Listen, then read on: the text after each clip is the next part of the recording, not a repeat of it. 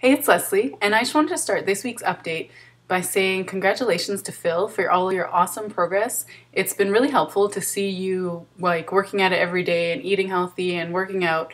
So thank you for being such an awesome motivator and sharing that with us. And it is really interesting, hey, how you discover fruits and vegetables that they actually are really good. So I did want to just give you one tip. If you are thinking of buying a juicer or a blender, I would recommend that you check out first Vitamix, their website. I'll put it below because it's kind of a mix of everything, a juicer and a blender, and also you can actually make soup in it, and the soup will come out steaming. So before you get anything else, just at least check that out to consider whether you want to buy that instead. And if you do decide to get it, I would definitely recommend checking out Costco first to see if they have it, because I ordered mine online and then about a month later found out that I could have saved about $100 by buying it at Costco. So check that out and check out Costco first if you are interested. In this week's update, I'm going to talk about one of the reasons that I signed up for the Challenge for Life. If you haven't seen the video, it was the second video I posted, I believe, and I'll put the link below, and it talks about what exactly the Challenge for Life was. So there was two reasons I did it. One, because CancerCare is something that's close to my heart, and secondly, because I was overweight. I was 100 pounds overweight, and it was really time for me to make a change. So I'm going to talk more about the health side of it in next month's personal update. And at that point, I'm going to start weighing myself and doing updates, just kind of showing my progress every month where I'm at. But for now, I'm, to be honest, just too chicken shit to step on the scale again, because I haven't weighed myself since before the breast reduction.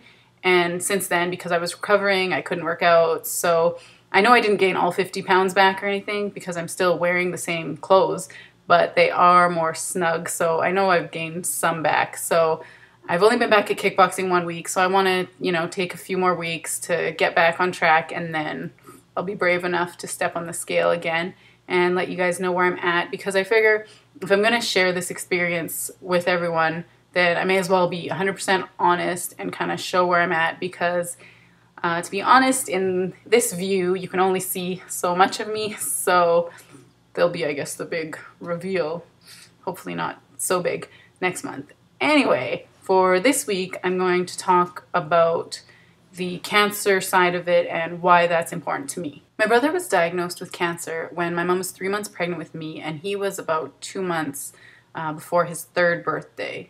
So he was diagnosed with leukemia, and while my mom was still pregnant with me, he started going through treatments, and then for the first few years of my life, he did relapse with leukemia, and then after that, when he was in kindergarten, he was diagnosed with meningitis.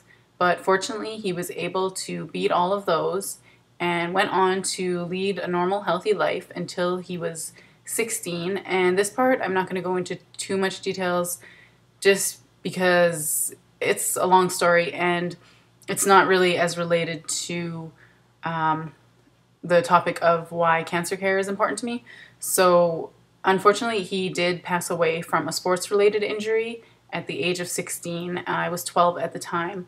And from that, it was hard, but at the same time, because he had cancer and meningitis as a child, that really helped me to focus on the positive and realize that, yeah, I was 12 when he passed away, but think about it. He could have passed away when my mom was still pregnant with me, or in the first few years when I wouldn't have even remembered him.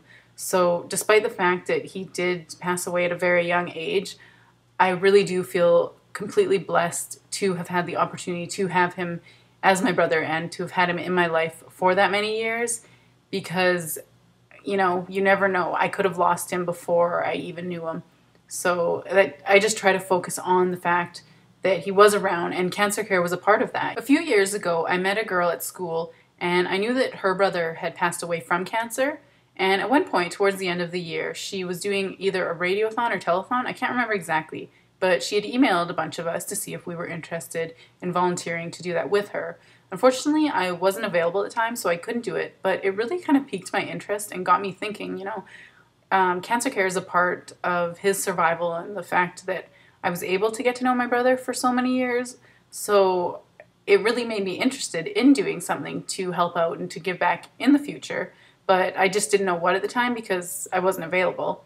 But it was actually about 3 weeks, I think, after that, that I found out about the Challenge for Life. And it really was the perfect opportunity for me to support CancerCare and raise money and awareness for them while also working on my health to improve my health and reduce my own risk of cancer. So that was why it was just a perfect fit. I knew it was the right thing and the right time, and I did it, and I've never looked back. It's kind of catapulted me into this life of better health, and I mean, I'm still working on it. It's still a struggle. I still am about, as far as I know, still about halfway towards my goal of losing 100 pounds, but that really was exactly the thing that I needed at the time. And that's why I just want to share my experience with everyone, because you never know what little thing it is that's going to inspire you or encourage you, or just to kind of make that little thing click in your mind where you're just ready to make a change. This week, I found 4 health-related articles, and they are 5 food myths busted, grocery shopping mistakes that are costing you money and quality, exercise myths busted, how to maintain your cutting boards, and 6 simple ways to banish bloat. So check out the links below for those if you're interested. And for this week's lovely lyrics, I've chosen Beautiful Day by Mary J. Blige, because the song starts out with her saying, "Tired of living like my days are bad. When I open up my eyes, I'm glad. And I can't complain about yesterday, because today is a brand new day." And I think that's just a really good message. And it says about, even though it's cloudy, I can see the sun rays. And it just goes to show that things in life aren't always going to be perfect, but there's always a good side, and there's always ways to look at things differently, because despite all the negativity in life, there is still beauty and good. And it's just a matter of trying to focus on that and think positive. So those are the lovely lyrics for this week. And next week, we're going to be back to tips. So take care, keep working out, and have a great week. God bless.